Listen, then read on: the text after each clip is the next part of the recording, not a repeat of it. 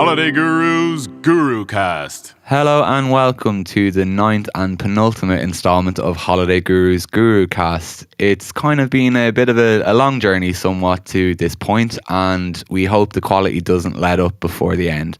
As always, I'm joined by Ella Carroll. Ella, how are you? I'm very good, thank you. Nice one. What do we have in store today?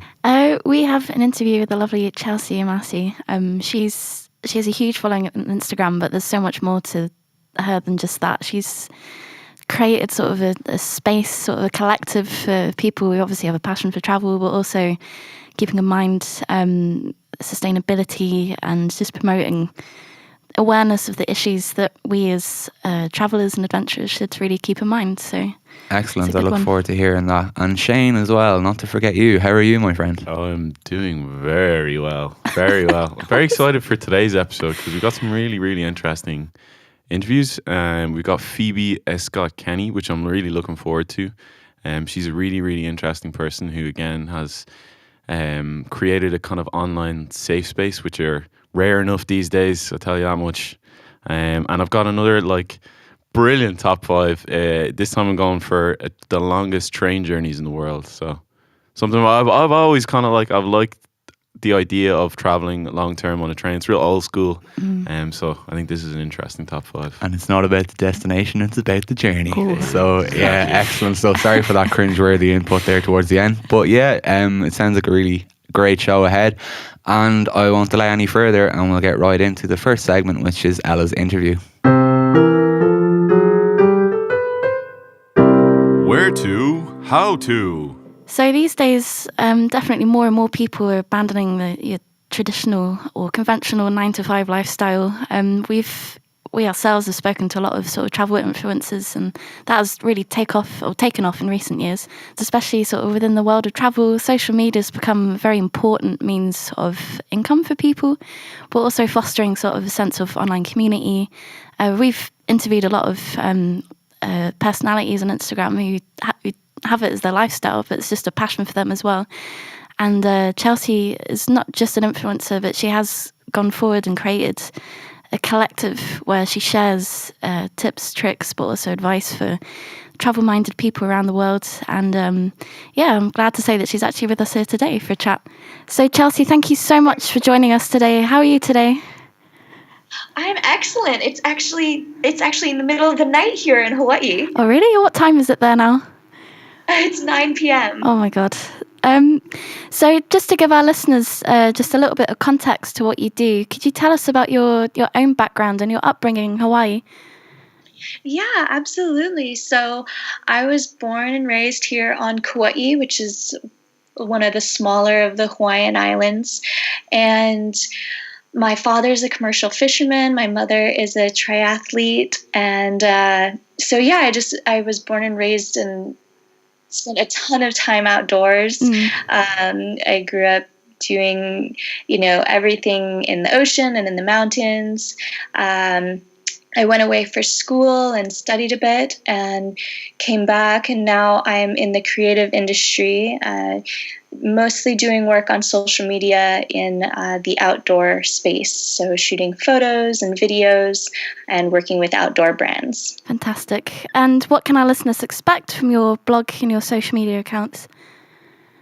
So Instagram's my main platform, but I think both my blog and really all my social channels, they focus on outer and inner exploration. So it's going to be a mix of travel, adventure, and then my own journey of self-growth and self-improvement. That's actually an aspect that's a lot newer for me, but I'm finding it brings the most meaning for my life, and it's been really resonating with my audience, and it's something that I'm really looking forward to speaking more on in the future. Brilliant. One thing I noticed on your blog, you call yourself an athlete, a writer, a model, but not necessarily a photographer. You're probably most famous for your Instagram account, of course. But did you find it at the beginning sort of difficult to establish your own style in a platform that is sort of relatively limited in a way? That's really interesting. I never felt comfortable identifying myself as a professional photographer. And to be honest, I don't like the other labels either, but I felt like I needed to put some kind of job title together. So since my background and degree are in journalism, and I'm typically on camera doing, athletic endeavors, free-diving, climbing, hiking, that seemed to be the most truthful of the options.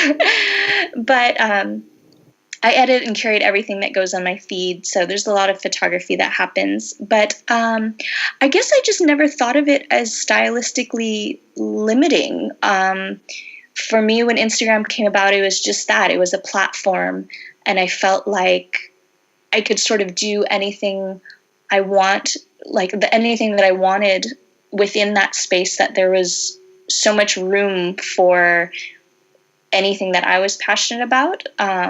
And I guess that's always the approach that I've taken to it, is as I grow as a person, as I change, as my eye changes or develops, I've always felt like I could make those shifts, and I haven't wanted to feel, I guess, limited in that capacity. Okay. And it's not obviously just at Instagram that you're busy with. You've created your own sort of space. You call it the Adventurers Collective, and you say that it's sort of a means to bring people the real stories. So you're not going to sort of hide the bad parts about your adventures, and you just sort of bring the good and the bad together, and sort of, really create that authentic picture of what you do. Could you explain to our listeners why you felt like you needed sort of an extra layer on top of your sort of Instagram and social media channels?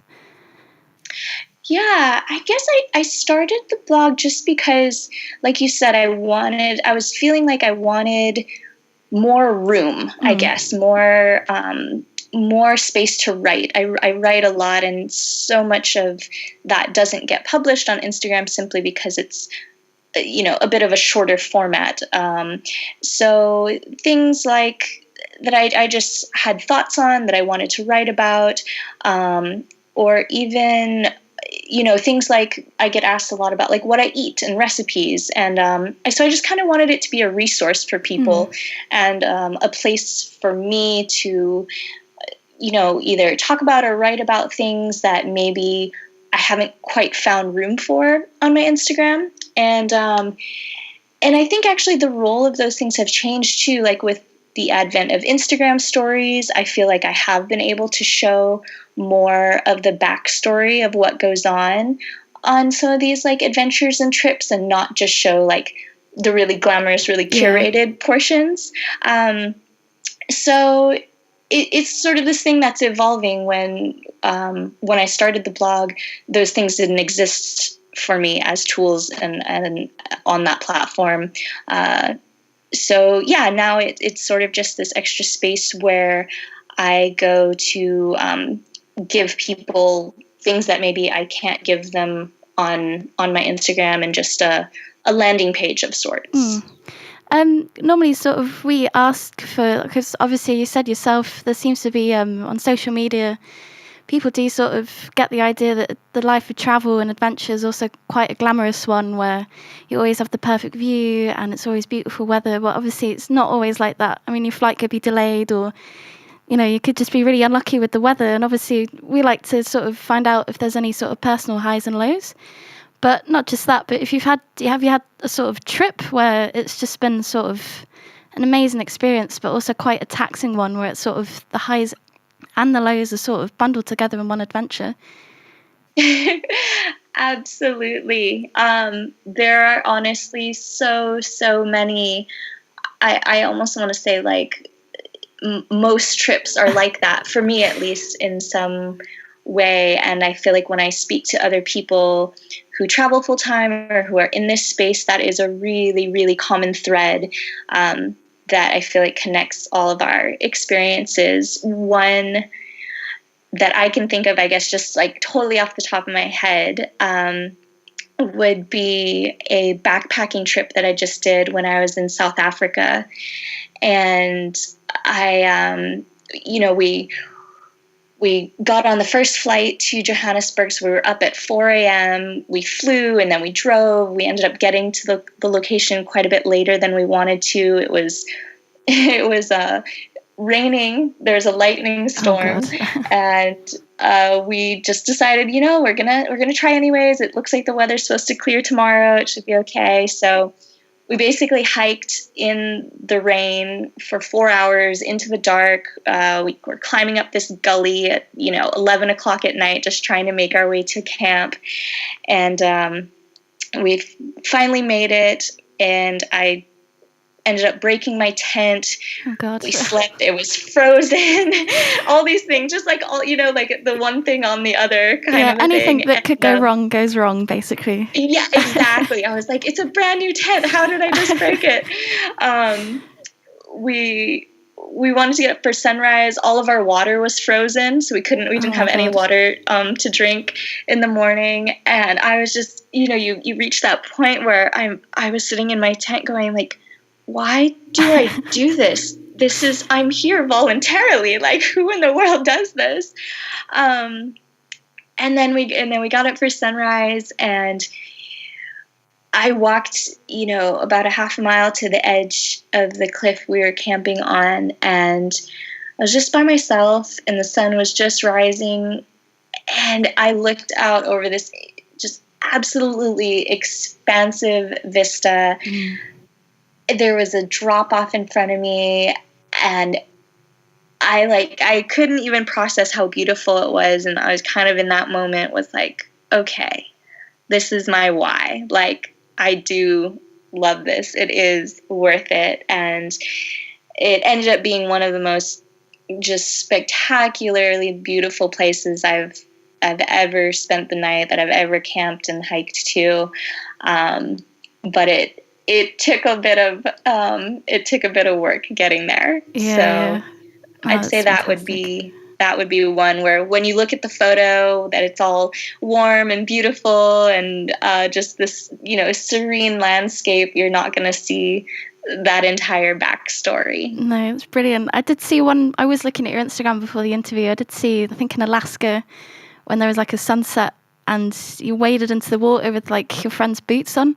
The tide was coming in and your feet got totally soaked. Like, I mean, it's just little funny stories like that. It's like there's no sort of hiding sort of, what goes wrong sometimes. Like, there's no sort of shame in like hiding that. Like, just go for it. And it sort of makes that all the more authentic to me. Like, I really love that one. And obviously going back to Instagram as well, like it's super competitive these days. Like, there's so many people are using it as a place to express themselves. Especially sort of in the travel industry, it's revolutionized it. And so considering your parents' backgrounds as sort of a triathlete and a commercial fisherman, did it sort of provide you sort of that motivation and sort of the inspiration to sort of keep pressing on? Like, obviously it's very difficult at the beginning to establish yourself. Yeah, I mean, their attitudes are definitely a huge source of inspiration for me. Just the way that they both live their lives and interact with the world have had probably the most profound impact on me of any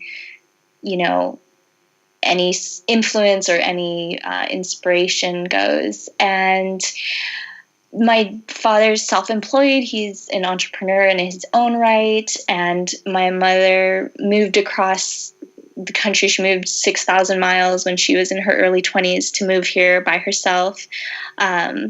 So I think just having that as almost like not like a template, but that they provided such a source of like, hey, this is all possible for you to like forge your own path if you are willing to make those leaps and those choices, that really anything is possible for you.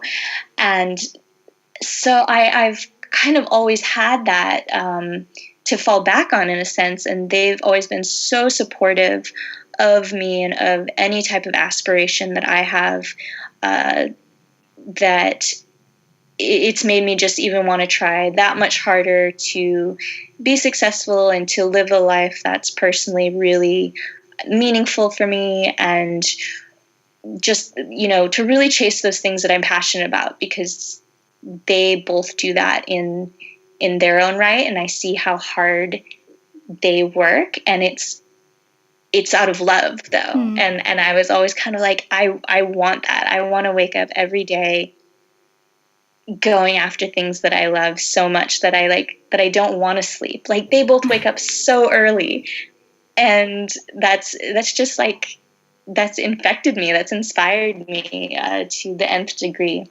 to just keep going and keep chasing, and not really, to not give up when things get a little bit rough. Fantastic. And even just to talk about your own home, a topic that's really come out at the moment in travel is the idea of over-tourism. I mean, we in Europe, we see it now with cities such as Amsterdam and Venice, where they have millions and millions of people coming to visit every year, and the city just essentially can't cope. Like, it wasn't built for that. And obviously Hawaii is blessed with like the utmost natural beauty, and it's sort of a dream tropical destination for many. Do you think there's a way that, you could control tourism in such a way that people can still explore the world, so that, local economies can benefit from it, but without endangering the natural beauty that we have in the world? Yeah, I mean, do I believe it's possible to create a system like that? Yes, absolutely. I sort of have to believe that it is possible, because two, I guess, like, core things in my soul is I know how much travel has given to me, and I would never want to take that experience away from someone. But also, yes, I feel very strongly that we need to protect the places in which we play. So I guess right now it just seems that there's certain spots that get hit really, really hard, like you're saying, cities or places that, are very photogenic and have really seen an uptick in tourism from like social media and things. But if I've kind of just realized anything in my travels, it's that there's so many beautiful places everywhere, and tourism across the globe is not anywhere near equally dispersed. So I'd say maybe just like as a first step, that as travelers, being willing to spread ourselves out a bit more, not always go for the easy option that we have seen, online, and do a bit of our own research and try to find lesser known, options. And then the other thing is that I think at a certain point there will just simply have to be limits or more regulation upon certain places. So whether that's like a lottery system of permits or an application for some of these high volume places, I've seen that be really successful in some of the like lands that the Bureau of Land Management runs in the States. So yeah, I mean, I would like to think that it is all possible, and it's going to require all of us as stakeholders to kind of put our heads together and figure out a solution. Okay, that's interesting about the lottery system that the US state parks used. I didn't know about that, actually. Yeah, well, it's not actually the state parks. It's just certain places like the BLM, they call it the Bureau of Land Management. Okay. And so there's one place called the Wave, which is incredibly beautiful. Just, it would be so popular, but they limit it to, I believe, 20 permits a day, and it's on just 20. A lottery system. And then there are some permits that you can apply for way in advance, but essentially it is, very, very few people can go there each day. And it really does make for a better experience, though, because when you're there, you're almost always, one of very few people in the area. And it kind of makes you pause a bit more and realize that it's a special spot, and to kind of conduct yourself in such a way. Fantastic. Just one last question for me today, actually. Obviously, your future plans. We've got to know about those. What's down the pipeline? Do you have any sort of exciting projects coming up? Yeah, let us know. Yeah. So I am launching my YouTube this week, and that's going to be a really big push for me in the upcoming months. And it's exciting to branch off finally into a new and different platform. And I'm actually spending this month largely catching up and planning out my trips for the second half of the year. It takes like a ton of research time for me to narrow everything down. But I don't even know which things that I should talk about. I have a project with Canon cameras coming up that I'm very, very excited about, getting to shoot some different places.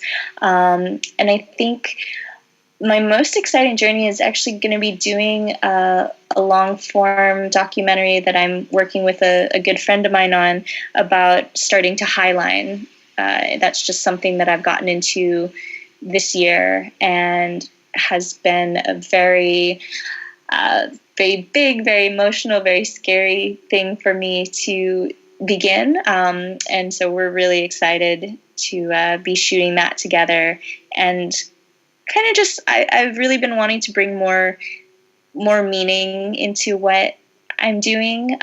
So being able to share like the entire journey from start to finish of something that's been very challenging for me feels really good. It feels really good to be able to share that with people. Fantastic. Well, Chelsea, thank you so much for taking the time to talk with us today. I feel like I've learned a lot, and we'll be following what you get up to this year, and I'm sure that we'll be speaking again at some point in the future. Thank you so much. It's my pleasure. Thank you so much. I wish you all the best. Thank you. Bye.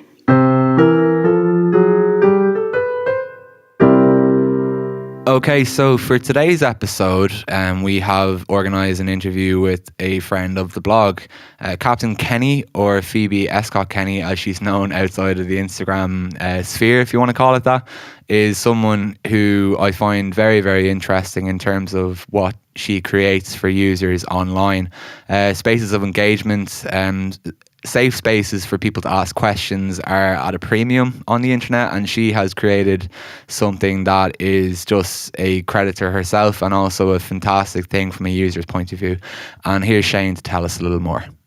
Yeah, so she's with us today to kind of explain her story of how she came to be kind of in this position where she's developing a space to help people out and to give people a good experience in terms of engaging online with the travel blogging kind of aspect of things. Because as Martin said, sometimes it can be, safe spaces are kind of at a premium, and she's got a really interesting story to tell in coming up with this and trying to be different and staying different and keeping your head above the crowd in terms of the travel bloggers. So we're delighted to say that we're speaking here with her today. Okay, so Phoebe Escott Kenny, aka Kaptain Kenny, thank you so much for joining us today. How are you? I'm very good, thank you. How are you? I am not too bad. It's very, very hot where we are in Germany today, so I'm not really coping too well with that, I can tell you. So first and foremost, I guess I'd just want to start off by saying that a couple of years ago you decided to make the move from Australia to Frankfurt. And we're just kind of wondering what inspired you to make such a big move over such a long distance. Absolutely. It's a good question. I would say, obviously, it's love. You don't really give up Australian weather for Frankfurt weather unless it's for that sort of reason. So back then I had a German boyfriend, and I actually moved here 7 years ago. So I've been here ever since. Yeah. Amazing. And your job as it is today is heavily centered around traveling and moving around and exploring new places. Was it always your intention to get a job based around travel, or is that something that happened kind of naturally? Oh, no, that actually started when I went to Ireland back in 2015. So I was doing an English teacher's course in Galway, and I just took very beautiful pictures. And I was so inspired by the scenery and the fact that I had just got an Irish passport. So someone said to me, wow, you keep uploading all these nice travel pictures to Facebook. Why don't you just start a blog? And back then I sort of thought, oh yeah, that sounds pretty easy. Just take my laptop to the cafes and just type it all out. Didn't really realize how much work would be involved now that I look back, but I'm definitely happy that I did. So I've had it for about 2 years now. Amazing. Nice one. And just kind of from our own experiences, like we kind of maintain a blog. It's not really our personal blog, but we do kind of invest a lot of time in it. I can only imagine that when it is your own project or your own, like just even from knowing people who have their own blogs, it's insane. It really has to be kind of a passion. To build, to build on that. So, okay, we're in a situation in this day and age where there are an awful lot of blogs out there. I particularly like your blog, but maybe if someone is not familiar with the blog, could you maybe let our listeners know what makes Kaptain Kenny unique among all the other travel blogs that you're likely to find on the internet in this day and age? Oh, well, that's, again, a really valid point. There is just such an oversaturation of people wanting to do that and also wanting to make money from it, right? Mm-hmm. So you really have to find, your voice, your style, your personality, and really it's up to the readers to decide if they like your personality. So when I first started, I read a lot of resources online that told me that, you have to have a niche and things like that. So I decided to come up with 3 little niches. So that is food and drink, scenery, and cities. But really, as I've gone along, I've discovered that my niche is more my personality and the fact that I think I write my stories in an entertaining way, and it's not too difficult to read, but I try to use creative words that really paint a picture for the readers. And I'm also very engaging with them, and I always respond. If they ask me for tips, I always get back to them.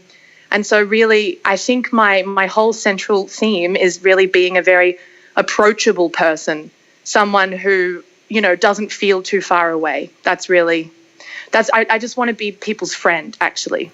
I think that that's something that definitely comes across in the work that you do online. And just one thing that I really appreciate from my own personal point of view is if I am engaging with influencers, is if they do actually engage back. And I think that's it's a credit to you that you do create these engagement spaces. I'm just kind of wondering, one space that you've created is a certain hashtag, Team Kaptain Kenny, and it's probably one of your, I don't know, calling cards, if you want to call it that. And I'm just wondering if you could explain a bit about that. Oh, I'd love to. Yeah, I'm really excited about this because I started that 6 months ago. And as I told you, I've had my blog for a couple of years, and I was sort of doing, the hard slog, trying to find my position and trying to find my voice. And 6 months ago, I just had a really nice chat with a girl from New Zealand, and she said, wow, you're just so friendly, and everyone that I talk to who knows you says, yeah, Kaptain Kenny's so lovely, you should start #Team Kaptain Kenny. And I said, oh, you know what? Let's give it a try. So we started it, and I don't know how, but it just caught on like wildfire. And 6 months later, that hashtag has nearly got 30,000 pictures uploaded to Instagram. And I've just started a Team Kaptain Kenny Facebook group with nearly 400 members already. And that was just a couple of weeks ago. And already that space is becoming very, very friendly, very supportive, very encouraging. People are asking for travel tips and everyone gets a response. So that's what I want. I really get a feel-good feeling from that. Nice one. And just instead of that, just engagement with actual users, you're also offering services of engagement for people who want to learn about travel blogging and learn about how to get into it. Could you maybe explain a little bit about that? In particular, the Kaptain Kenny collaboration camp, which you run. Yeah. So I actually just got back from that 2 days ago. It was my first one, hopefully first of many. Basically, I got a villa in Croatia with 10 people. Very, very beautiful on the hills of Split, overlooking the ocean. Sounds nice. And I didn't invite them. I left it open for application, and I selected 10 of the best people that I could find with really different skills. I wanted really varied people. I didn't want to have just the same, robot style, come in, do the same thing, churn it out, see you later. I wanted to have a varied skill set. So in the end, we had a creative writer who studied medieval literature at Oxford. So she was really cool with her writing skills. We had a drone videographer. We had a photographer from Amsterdam. We had a couple from Estonia and Russia living in London doing YouTube vlogs. I had a business manager on board. We had all sorts of people. It was like the United Nations. And we didn't know each other before we all arrived, but I'm very, very open and I'm very supportive when it comes to meeting new people, and they instantly feel, oh, yeah, she's all right. So it wasn't at all awkward. Everyone just turned up and we just became friends. And in the whole week, we had workshops, Q&A sessions. We went on private boat tours. We went for group dinners organised by Visit Split. We had a city tour. We just had the most fabulous time. And so I think I'm definitely going to do it again. Oh, that's amazing stuff. Yeah. And like it's a great story, the hashtag Team Kaptain Kenny and stuff like that. Like, but as we know ourselves, there is a lot of challenges involved with travel blogging. Yeah. So has there been any kind of significant or unique challenges that you've faced since you've set up the blog, or has it been all very kind of smooth and natural? Oh, definitely lots of challenges. Yeah, like I said at the start, I was sort of under the impression that having a blog would be, cute and like a really easy thing, just whip it up and off it goes. I've discovered that just a lot of headaches come with having that kind of brand by yourself. I'm talking, you've got to be across all social media platforms. When you go on holidays, or not holidays, but on a work trip, you're taking photos and it's editing and then it's doing research, giving out business cards, getting business cards, finding links from businesses that you liked, writing the story, SEO, marketing, emails, sending pictures. Oh, the list goes on. Yeah. And I think it's really hard to run it as a one-man band. And if you don't sort of set boundaries for yourself in terms of how much you consume on your computer or on your phone, it can very quickly stress you out and make you feel like you've lost your personal space, if that makes any sense. Yeah, it's like you never switch off kind of thing. Yeah, I just have to be really mindful of the fact that I need to treat it as a job. It's a fun job, definitely no complaints. But like any job, you have boundaries. And sure. I just simply will not be, 24/7 reachable, available. That's not what I can do. Yeah. That's the biggest challenge. Yeah. Well, it's a credit to you that it's so successful so far anyway. But one thing I noticed that on your website, you mentioned that you want to encourage people to explore stuff in their own backyard rather than traveling to far-flung places. Can you explain the kind of decision to kind of promote that aspect towards your audience? Yeah, I think personally that inspiration comes from the fact that I'm from down under, so Australia, and I never really saw much of Australia growing up. I moved to Europe 7 years ago, and I've seen, I think, 40 countries by now in the last couple of years. Wow. And it's made me realise that every time I go back to Australia, I go, wow, it's so beautiful here, and I never saw that. I actually never saw it. I mean, I always knew that it was nice, but I didn't realise that Australia was a dream destination. So it sort of made me realise that there is beauty everywhere you look, and often it's quite close, just around the corner. Yeah. And then the other thing that I would add is I'm very big on doing road trips. So where can I drive in my car? And like one of my biggest adventures was just driving to the Faroe Islands from Germany. I don't actually know anyone who's done that. Most people I know have, flown there and rented a car. But that is to date the biggest adventure I've ever been on. And it sounds difficult, but it's not. You just hop in your car and you just go. You know what I mean? Yeah, for sure. Yeah. And basically then, just to wrap up, like you've got to this certain point in your blogging world, your feet are solidly on the ground. What can we expect from you in the future? Ooh, well, personally, I don't think I will be living in Germany forever. So I probably have another 1 or 2 years here before it's time to go back to Australia. And I think by that point, when I move back, I would like to be more established and have even more readers than I have now, so that I can become some kind of Australian travel voice. That would really make me happy. I would love Europeans who are coming to Australia to be able to say, yeah, we're on our way to Australia. Oh, have you checked Kaptain Kenny? Because she's got all the best stuff on Australia. Because I really think that Australia is a great destination for tourists. So that's probably one of my main goals. And then, of course, I really just want to build Team Kaptain Kenny even stronger, and I want it to become a place where everyone feels included and people keep meeting up and having social interaction, which they are. People are already meeting around the world through the hashtag. So just for that to be even bigger. And of course, I would maybe like to do a couple of collab camps every year. Nice one. And if anyone hasn't actually been on your pages yet, I can definitely say that that sort of well-rounded and all-inclusive experience is there in abundance.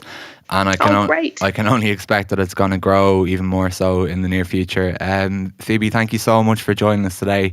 That's thank pretty you. much, no worries. That's pretty much all we have time for, sadly. And we will hopefully be catching up with you again in the future. Thank you. Thanks a lot. Thanks very much.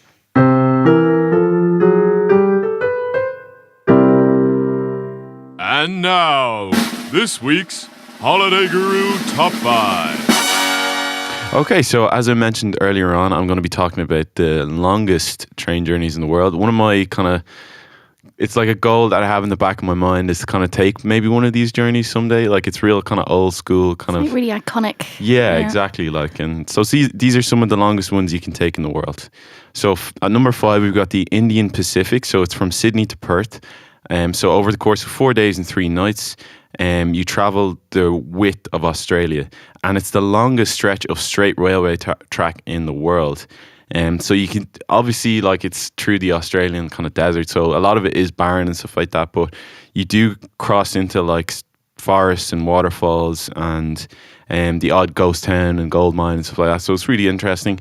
The distance is around 4,351 kilometers, and the total duration is 65 hours. So then at number 4, we've got the California Zephyr. So it's from Emeryville, San Francisco to Chicago. It takes a little more than 2 days, and it's one of the longest and most scenic rail journeys in the United States. And we all know that the railway system in America was like a huge thing back in the day, and it's kind of fallen away a little bit now, but this is kind of real classic, real kind of old school. And then, like, America, like, is a beautiful, beautiful country. I think a lot of people kind of forget that. It's such a big country, like, it just encompasses so many sort of geographical, the Rocky Mountains. Yeah, exactly. And like, people tend to focus a lot on the cities, whereas the countryside is just absolutely beautiful. The length is about 3,923 kilometers, and it takes about 51 hours. So then moving on, we have the Shanghai to Lhasa, China. It's China. Nailed it. Yeah. So you go from like this global hub of Shanghai to the Tibet, basically, and it's on the Tibetan, Lhasa is on the Tibetan plateau. So it goes through deep central China, and then it comes out on this like really high kind of mountainous region of Tibet. It's like the highest train line in the world at, I think, 5,072 meters above sea level. So pretty high, I would say. And the length of the train journey is 4,372 kilometers, and it takes about 47 hours and 40 minutes. At number 2, we've got the Canadian from Toronto to Vancouver. So we all know Canada, absolutely beautiful country. Top beautiful, stuff. snowy stuff, mountainous stuff, foresty stuff. You know yourself. Very nice stuff. But there's no Wi-Fi on in this train, so you have no other option but to look out and admire the countryside, which is probably not the worst thing in the world. I wouldn't really have any complaints about that, to be honest. You even have the chance of seeing like mooses. That question again. Plural of moose, answers on a postcard. Yeah, deer and even bears from the windows. The length of the journey is about 4,465 kilometers, and it takes about 3 days. And then number 1, the Trans-Siberian Railway. Awesome. So it goes from Moscow to Vladivostok, and it's the longest train journey in the world. It crosses several time zones, and you just see absolutely unbelievable scenery, like almost untouched by human hands. Obviously, people had to go there and build a railway, but like the surrounding countryside is just wilderness. You know what I mean? So the length of it like far and exceeds the rest of the train journeys. It's 9,528 kilometers in and around, and it takes about 6 days. Crazy. So, I guess you really get a sense of like how big these countries are. Yeah, it's easy enough looking at the map, and you can see Russia's a big country, obviously, but just like actually when you traverse the whole length of it, you really get a good idea of like the scale of it. Bloody massive. It's a phenomenal thing to think that this is like a man-made construction as well. I think that's something that people, when they experience these things, they wouldn't really think of the mechanics or the logistics behind it, but everything was once just like a project that it's kind of just phenomenal. I really, really like the one about the the lack of Wi-Fi, because it's very, Yeah, even when you're on your, like, even when I'm on my daily commute, I just look around and I just see people with heads down, you know what I mean? Like zombies. Yeah, exactly. So this gives you a great chance to kind of really, and like you could go on with mates or family and like really kind of reconnect, not to get too deep. Nice one. Yeah. Shane, thank you so much. That was really, really enjoyable. And that pretty much is all we have time for today. Thank you to Chelsea Yamase and Kaptain Kenny for their contributions to our interview segments for today. As always, thank you to Sebastian Weber, our sound master in the corner there. And as well, thank you to the ever fantastic Ella and Shane beside me. Thanks, guys. Thank you. Thank you, Martin McKenna. Excellent stuff. That is my full name.